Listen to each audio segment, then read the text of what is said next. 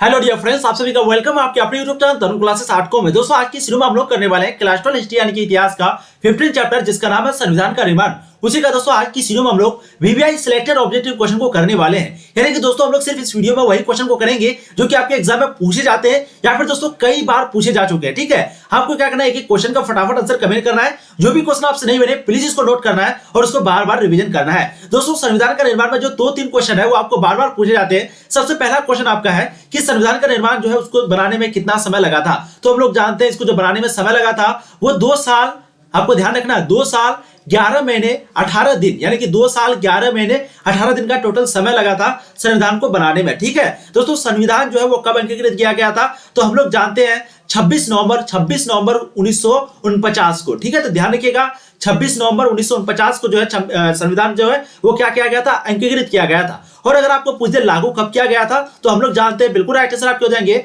वो है 26 जनवरी 1950 को, यानी कि 26 जनवरी 1950 को लागू हुआ था। 26 नवंबर 1950 को 2 महीने पहले जो है क्या हुआ था दोस्तों, अंगीकृत किया गया था। और जस्ट 2 दिन पहले यानी कि 24 जनवरी को जो है 24 जनवरी 1950 को जो है क्या हुआ था, हस्ताक्षर हुआ था। ठीक है, टोटल दोस्तों जो खर्च है वो कितने का आया था, वो है आपका 64 लाख। तो संविधान को बनाने में टोटल जो खर्च है वो 64 लाख लगभग आया था। और संविधान का जो प्रारूप समिति है वो कौन है, बिल्कुल जानते हैं, वो है आपका भीमराव अंबेडकर। और कभी कभी आपको क्वेश्चन पूछ देगा इसके अध्यक्ष कौन है, तो आपको लिखना राजेंद्र प्रसाद। ये सभी क्वेश्चन जो आपको बार बार पूछे जाते हैं जो मैंने आपको शुरू में बताया। अब शुरू करते हैं चैप्टर का। आपको पूरा थोड़ी यानी कि पूरा एक्सप्लेनेशन जो है वो कर दिया गया है। अगर आप लोग उसको नहीं देखे हैं प्लीज इसको जाकर के देखेंगे। इस वीडियो का जो लिंक है आपको वीडियो के नीचे डिस्क्रिप्शन पे या फिर चैनल का प्लेलिस्ट पे मिल जाएगा। पूरा आप लोग एक्सप्लेनेशन को जाके देखिए, बहुत ही मजा आएगा। चलिए फर्स्ट क्वेश्चन आपके स्क्रीन पर, संविधान सभा में कुल कितने सदस्यों का प्रावधान था, 380, 389, 370, 395। बिल्कुल इसके यहाँ पर राइट आंसर हो जाएंगे दोस्तों, वो है आपके 389, यानी कि ऑप्शन भी राइट आंसर हो जाएंगे। ठीक है, तो संविधान सभा में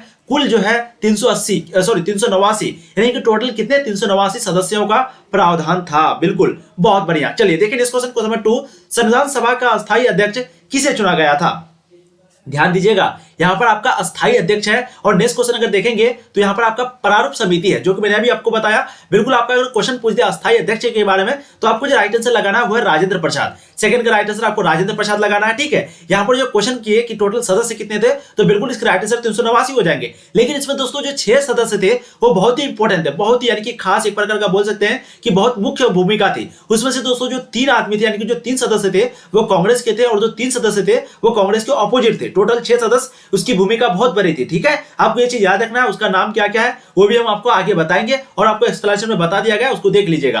अब यहाँ पर क्वेश्चन क्या है कि संविधान सभा का अस्थायी अध्यक्ष किसे चुना गया, बिल्कुल आंसर आपके हो जाएंगे राजेंद्र प्रसाद को। और अगर आपको क्वेश्चन पूछ दे कि संविधान सभा का पिता कौन है तो आपको लगाना है भीमराव अंबेडकर। या फिर पूछ दे कि प्रारूप समिति के अध्यक्ष कौन थे तो आपको लगाना है दोस्तों भीमराव अंबेडकर। जी हाँ, अगर क्वेश्चन पूछ दे कि प्रारूप समिति के अध्यक्ष कौन थे, ये क्वेश्चन देखिए अक्सर पूछे जाते हैं, तो आपको राइट आंसर लगाना है, बिल्कुल राइट आंसर हो जाएंगे भीमराव अंबेडकर, यानी कि ऑप्शन डी आपके राइट आंसर हो जाएंगे। देखिए इस क्वेश्चन नंबर 4, संविधान सभा के प्रथम अध्यक्ष कौन थे।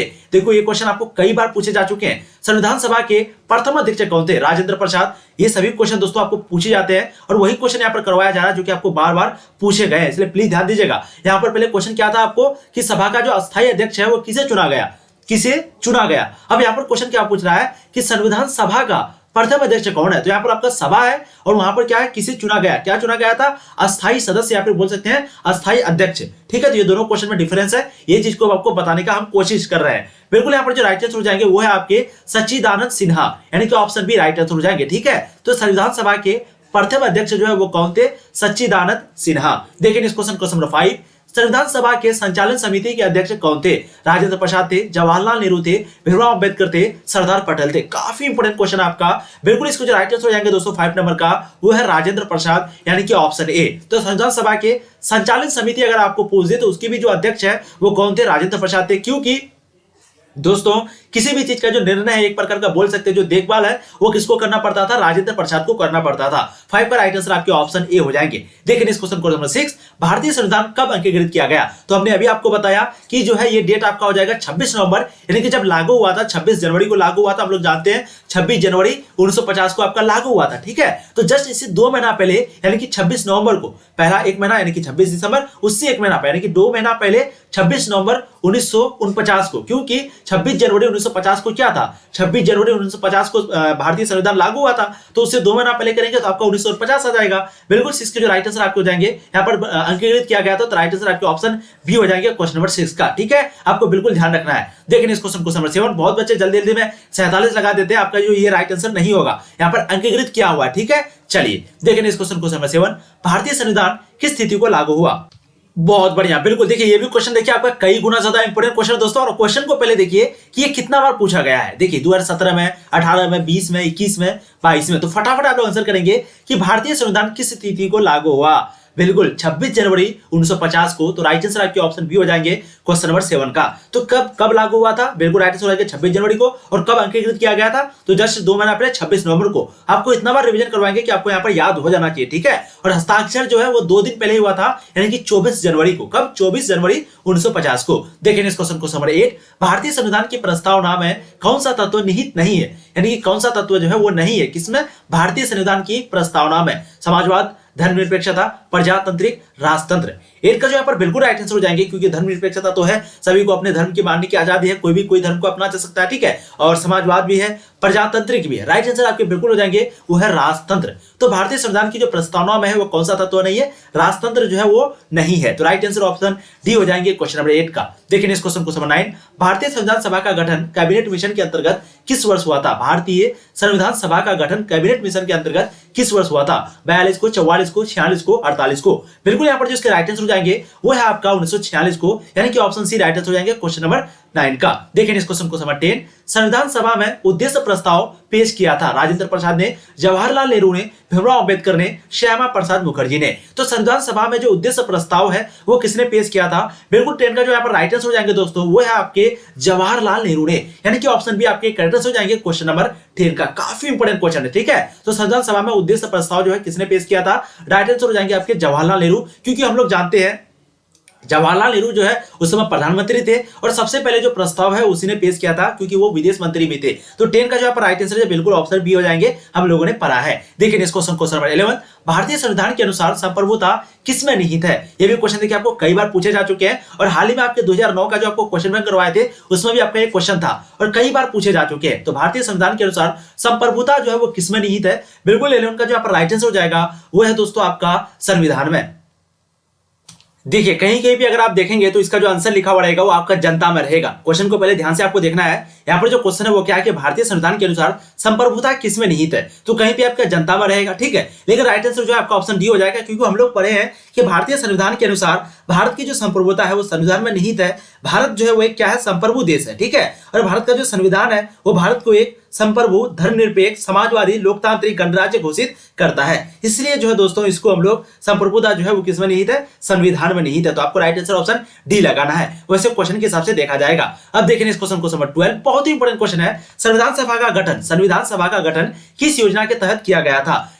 बहुत ही इंपॉर्टेंट क्वेश्चन आपका। बिल्कुल 12 का आप लोग को फटाफट आंसर करना है कमेंट सेक्शन में। बिल्कुल 12 के जो दोस्तों यहाँ पर राइट आंसर आपके हो जाएंगे, जो कि काफी इंपॉर्टेंट क्वेश्चन है। इसके राइट आंसर हो जाएंगे दोस्तों वो है कैबिनेट मिशन योजना, यानी कि ऑप्शन सी राइट आंसर हो जाएंगे। ठीक है, तो संविधान सभा का गठन जो है वो किस योजना के तहत किया गया था, वो आपका कैबिनेट मिशन योजना, यानी कि ऑप्शन सी आपके करेक्ट आंसर हो जाएंगे क्वेश्चन नंबर 12 का। देखिए इस क्वेश्चन को नंबर 13, संविधान सभा में भारत के राष्ट्रीय ध्वज का प्रस्ताव किसने पेश किया था। संविधान सभा में भारत के राष्ट्रीय ध्वज, जी हाँ, इसका जो प्रस्ताव है किसने पेश किया था। भीमराव अंबेडकर ने, जवाहरलाल नेहरू ने, गोविंद वल्लभ पंत ने, या फिर वल्लभ भाई पटेल ने। 13 का जो दोस्तों यहाँ पर राइट आंसर हो जाएंगे वो है आपका जवाहरलाल नेहरू, यानी कि ऑप्शन बी करेक्ट आंसर हो जाएंगे। ठीक है, तो जवाहरलाल नेहरू ने ही जो है क्या किया था, राष्ट्रीय ध्वज का प्रस्ताव पेश किया था। और उससे पहले क्वेश्चन क्या था, यहाँ पर क्वेश्चन अभी जो मैंने देखा, हाँ, संविधान में जो उद्देश्य है प्रस्ताव पेश किसने किया था, तो वो भी आपका जवाहरलाल नेहरू हो जाएगा। ठीक है, उद्देश्य प्रस्ताव के बारे में अगर पूछ दे तो वो भी आपका जवाहरलाल नेहरू हो जाएगा। और अगर राष्ट्रीय ध्वज के बारे में आपको क्वेश्चन पूछ दे तो उसका भी राइट आंसर राष्ट्रीय ध्वज का जो प्रस्ताव है वो भी आपका जवाहरलाल नेहरू हो जाएगा।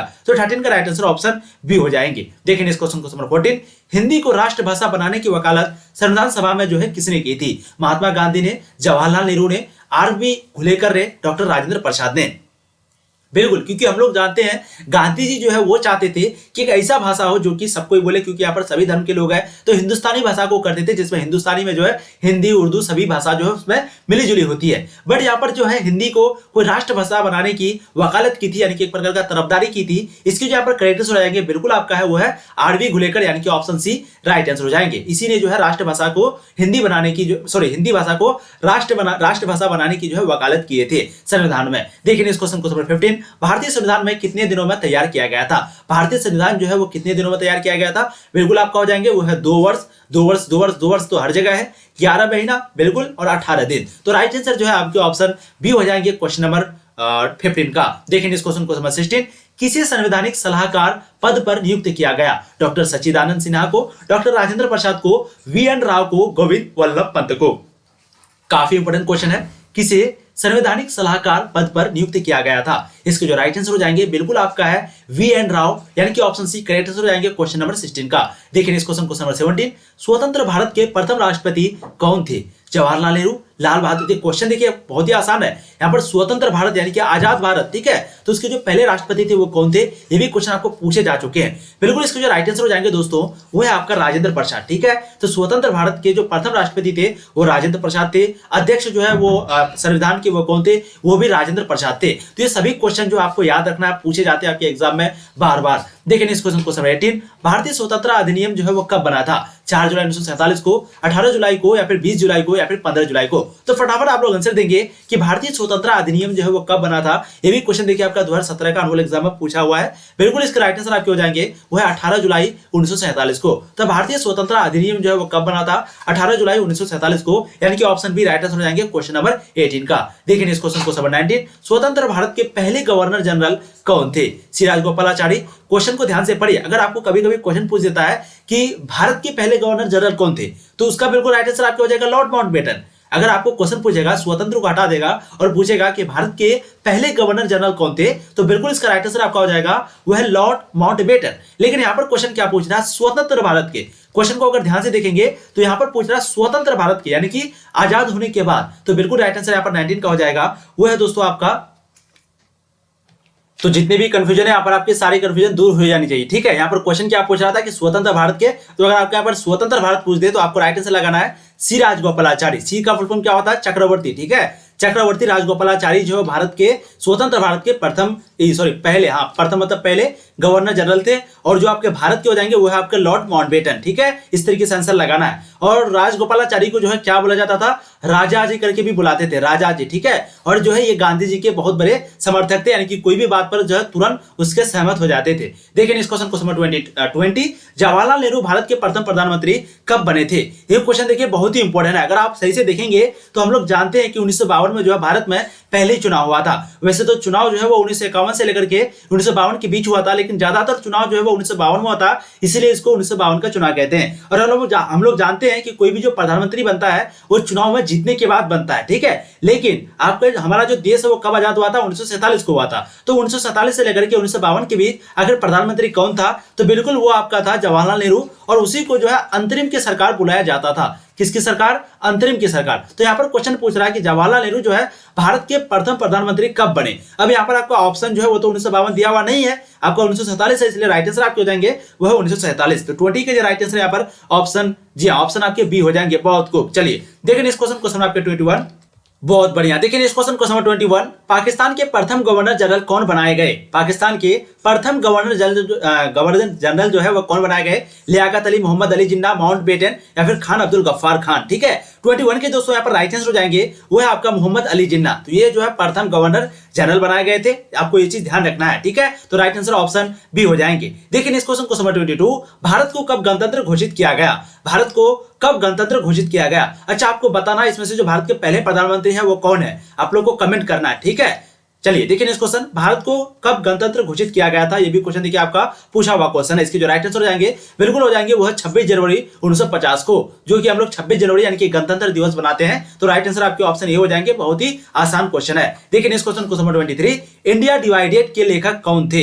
इंडिया डिवाइडेड के जो लेखक है वो कौन थे? जयप्रकाश नारायण, महेश नारायण, डॉक्टर राजेंद्र प्रसाद, या फिर डॉक्टर सच्चिदानंद सिन्हा। तो फटाफट आप लोग जो है क्वेश्चन नंबर 23 का आंसर देंगे। बिल्कुल इसके राइट आंसर हो जाएंगे वो है डॉक्टर राजेंद्र प्रसाद। तो इंडिया डिवाइडेड, इसके जो लेखक है, राइटर है, वो कौन थे? वो थे डॉक्टर, जी हाँ, doctor Rajendra Prasad. Option C आपके 23 का राइट आंसर हो जाएंगे। देखिए नेक्स्ट क्वेश्चन, क्वेश्चन नंबर 24, किसके प्रयासों से रियासत भारतीय संघ में सम्मिलित हुई? क्योंकि आपको मालूम है जब हमारे देश आजाद हुए थे 1947 में, तो दोस्तों आजादी के बाद पाकिस्तान अलग हुआ था, ठीक है, यानी कि 14 अगस्त को वो अलग हो गया था और 15 अगस्त को जो है आजादी हो गई थी मध्य रात्रि में। तो दोस्तों उसके बाद कई ऐसे देश थे, कई ऐसे राज्य थे, जैसे कि रजवाड़ों का विलय, हम लोगों ने पॉलिटिकल साइंस में पढ़ा था, रजवाड़ों का विलय हो गया, आंध्र प्रदेश वो अलग होना चाहता था, हैदराबाद का जो निजाम है, यानी कि वहां के जो शासक थे उसको निजाम बोला जाता था उस समय, वो भी अलग अपना राज्य बनाना चाहता था, देश बनाना चाहता था, जम्मू कश्मीर भी अलग होना चाहता था, ठीक है। तो क्वेश्चन यहाँ पर पूछ रहा है कि किसके प्रयासों से रियासतें जो है वो भारतीय संघ में, यानी कि भारतीय संविधान में भारत के साथ विलय हुआ था। तो फटाफट आप लोग क्वेश्चन 24 का आंसर देंगे।